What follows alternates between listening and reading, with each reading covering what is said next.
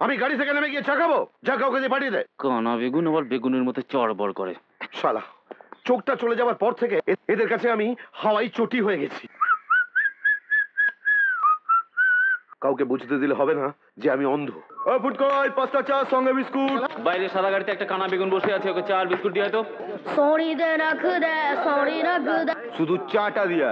এই থোবড়া দেখে মনে হচ্ছে ওরা কেলা হনুমান, পুরো সালমান খান। সাল্লা এরা ধরো এই যে এই কে কি? আমি চা, ওইদিকে না এইদিকে, এই যে এ তো রিজেক্টেড মাল রে। প্রবলেমটা কোথায় শুনি? টাওয়ারে নাকি সিগন্যালে? এ কি কানা নাকি রে বাবা? তোর বাপ কানা, তোর গোষ্ঠী কানা। বলেছিল তো একটা কানা বেগুন, এ তো দেখছি কানা লাউ। এ তো পুরো কেরোসিনের গন্ধ রে। কেরোসিন? তাহলে ঠিক আছে, কফি হলে না পেট্রোলের গন্ধ হতো।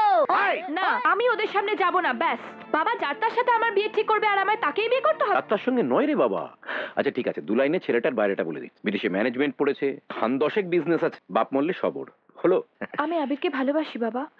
মারে, কলেজে পড়ার সময় ইতিহাস ভূগোল বইয়ের মতো 2-4টা প্রেমও ব্যাগে ভরা থাকে। কথাটা ঢুকেছে মাথায়? সরি বাবা, ভালোবাসাটা মাথা দিয়ে হয় না, হৃদয় দিয়ে হয়। কিরকম বড়দের মতো কথা বলছে দেখো। ওরে, তুই আমার কাছে এখন সেই ছোট্টটাই আছিস, পুচকি সোনা মা। যাও তাড়াতাড়ি রেডি হয়ে নাও। আমি যাব না।